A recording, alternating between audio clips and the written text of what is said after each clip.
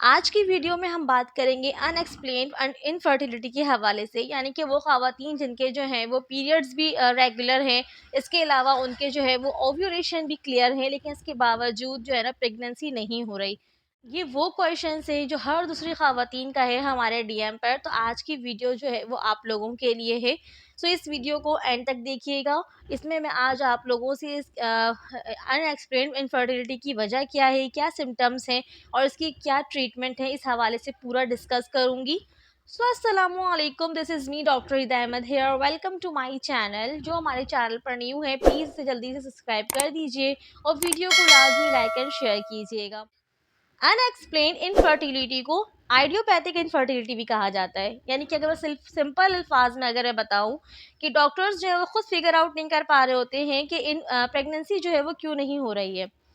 तो सवाल ये उठता है कि प्रेगनेंसी यानी कि कंसीव पॉसिबल है अनएक्सप्लेन्ड इनफर्टिलिटी के साथ। तो यस ऑफ कोर्स प्रेगनेंसी जो है वो पॉसिबल है। आप नेचुरली भी कंसीव कर सकती हैं। इसके अलावा डिफरेंट टेक्निक्स अवेलेबल हैं, आप उसके ज़रिए भी जो है वो कंसीव कर सकती हैं। बहुत हाई डिमांडेड जो है वो मेडिसिन भी अवेलेबल हैं, जो कि वो भी बहुत ज़्यादा यूज़फुल है। अनएक्सप्लेन्ड इनफर्टिलिटी को जो है वो पॉजिटिव किया जा सकता है। कंसीव करने के लिए जो जो फैक्टर्स रिक्वायर्ड होते हैं वो मैं सामने लिस्ट कर देती हूँ ताकि आपको सारी वजूहात मालूम हो।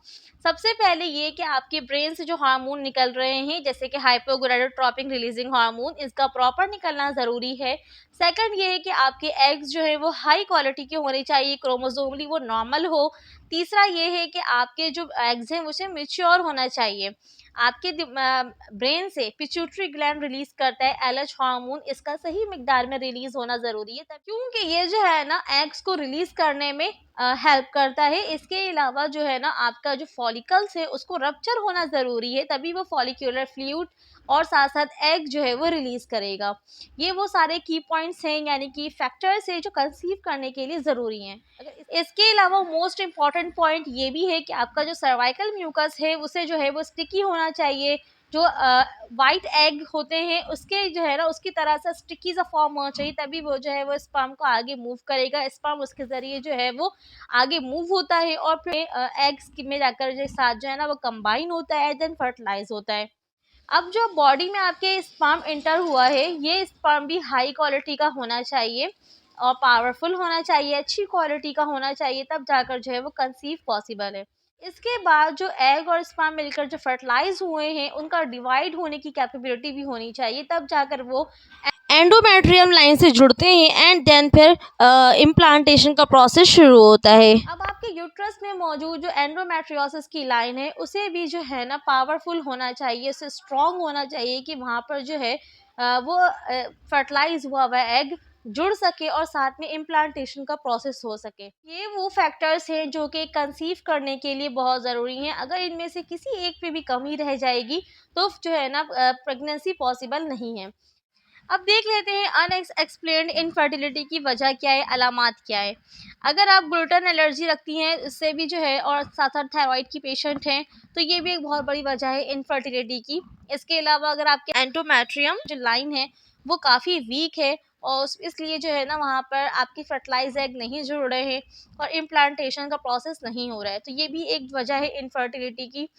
इसके अलावा जो है वो आपके जो पार्टनर है उसका जो है वो सीवन क्वालिटी अच्छी नहीं है, ये भी वजह हो सकती है। क्वांटिटी की बात नहीं कर रही मैं क्वालिटी की बात कर रही हूँ। अगर क्वालिटी में अगर फ़र्क आ जाएगा तो भी कंसीव करना जो है ना वो मुश्किल है।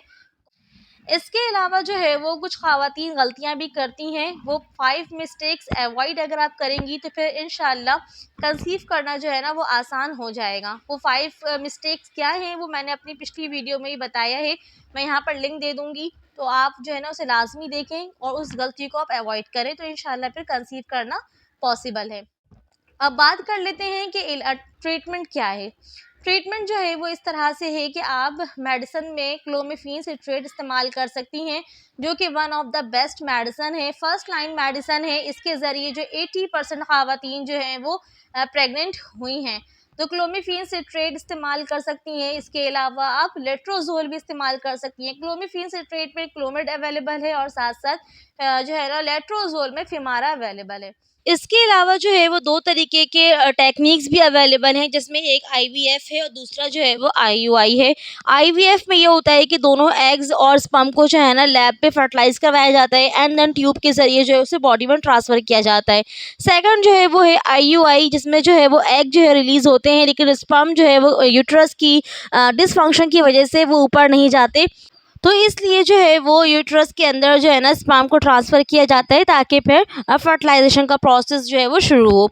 तो ये आईवीएफ और आईयूआई है, जिसके ज़रिए कंसीव करना आसान हो सकता है। मेडिसिन्स और टेक्निक्स के अलावा जो है वो आपने ये भी इस्तेमाल करना है कि आपने सप्लीमेंट्स भी इस्तेमाल करना है। इसमें है CoQ10, फॉलिक एसिड, जिंक और साथ में ओमेगा 3 फैटी एसिड। ये जो है ना आपके हेल्दी प्रेगनेंसी को हेल्दी रखते हैं और साथ साथ आपको इनफर्टिलिटी के जितने भी इश्यूज़ हैं ना, इसको ये क्लियर रखते हैं। तो इसलिए आपने ये सप्लीमेंट्स भी लाजमी लेना है। बाकी कुछ फ्रूट्स हैं उसका आप लाजमी इस्तेमाल करें, जैसे कि अनार हो गया, स्ट्रॉबेरी है, इसका इस्तेमाल करें। इसके अलावा जो है आपने ग्रीन टी का इस्तेमाल करना है और दालचीनी का कहवा लाजमी इस्तेमाल कीजिए, ये इनफर्टिलिटी को दूर करता है। अब वो ख़वातीन जो ये सारी चीज़ें समझ चुकी हैं और फौरी हमल ठहराना चाहती हैं, तो मेरी वो ये वाली वीडियो देखें, इंशाअल्लाह आपको ज़रूर फ़ायदा होगा। अल्लाह हाफ़िज़।